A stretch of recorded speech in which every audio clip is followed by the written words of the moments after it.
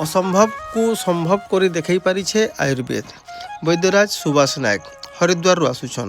प्रत्येक मासर प्रथम रविवार सोमवार भुवनेश्वर अमृत संधानम क्लिनिक खंडगिरी ठाणे रही आउ प्रत्येक मासर प्रथम बुधवार नहीं शनिवार पर्यंत बरगढ़ जिला नुआपाली नवप्रभात आश्रम ठाणे डॉक्टर देखुछ।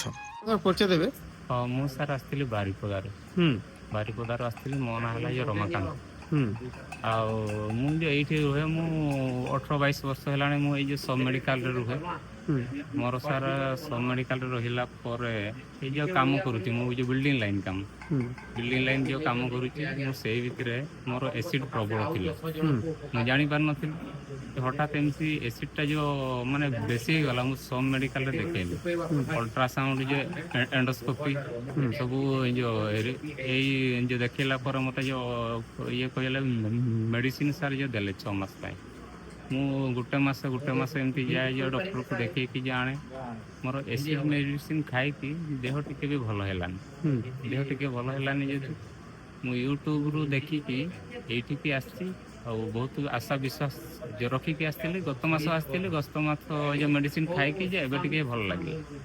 ଆଉ ଯେଉଁ ସବ୍ ମେଡ଼ିକାଲର ହାରାସ ହେଇକି ଆସିଲା ପରେ ମୁଁ ଏଇଠି ବିଶ୍ୱାସ, କିନ୍ତୁ ଏଇଠି ଯେଉଁ ଔଷଧ ଖାଇକି ମୁଁ ଯେଉଁ ଭଲ ହେବି, କିନ୍ତୁ ଡାକ୍ତର ଭଲ ଏଠି ତାଙ୍କର ଯେମିତି ଯେଉଁ ରୋଗୀମାନଙ୍କୁ ଯେଉଁ ବୁଝାଉଛନ୍ତି, ମୋତେ ସେଇଟା ବେଶୀ ଟିକେ ପ୍ଲସ୍ ପଏଣ୍ଟ ବି ଭଲ ଲାଗିଲା।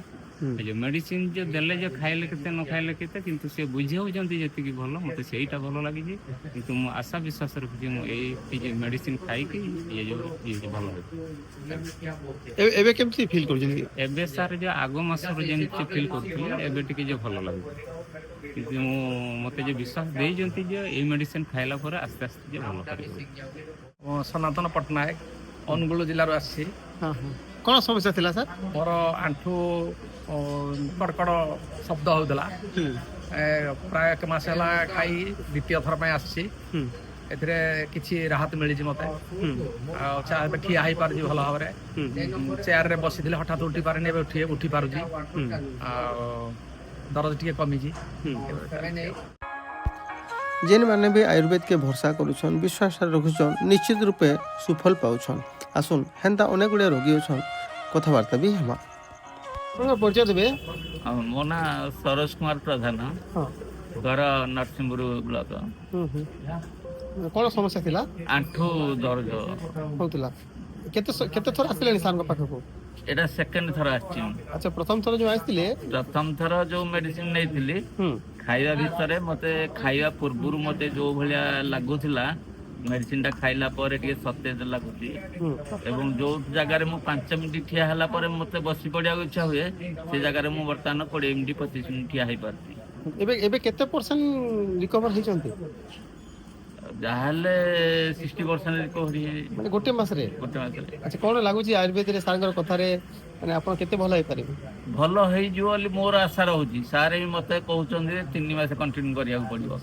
ସାର୍ କହିବା ମାନେ ଆମ ଶିରା ପ୍ରଶିରା ଭିତରେ ଯୋଉ ଇଏଟା ସ୍ଥଗିତ ହେଇକି ରହିଯାଇଛି, ମେଡିସିନ ଖାଇବା ଦ୍ୱାରା ସେ ସଞ୍ଚାଳିତ ହେଲା ପରେ ତାପରେ ସେଇ ସବୁ ଠିକ୍ ହେବ ବୋଲି ସାର୍ ଏଇ କଥାଟା କହୁଛନ୍ତି। ତେଣୁକରି ମୋର ବି ବିଶ୍ୱାସ ହେଉଛି ସେଇଆ ହବ। ଟିକେ ଆପଣଙ୍କ ପରିଚୟ ଦେବେ। ଲକ୍ଷ୍ମୀଧର ମିଶ୍ର। ହଁ, କୋଉଠୁ ଆସିଥିଲେ? କାକଟପୁର।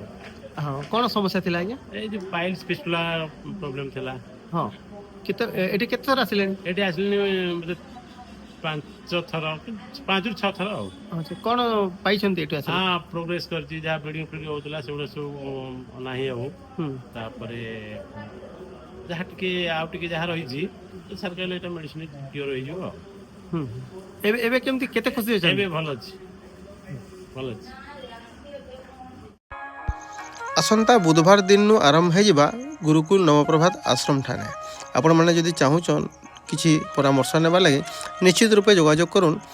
आमर जेन गुरुकुल नवप्रभात आश्रम नुआपाली रही डॉक्टर बुधवार नहीं शनिवार दिन पर्यंत ये जगार रे।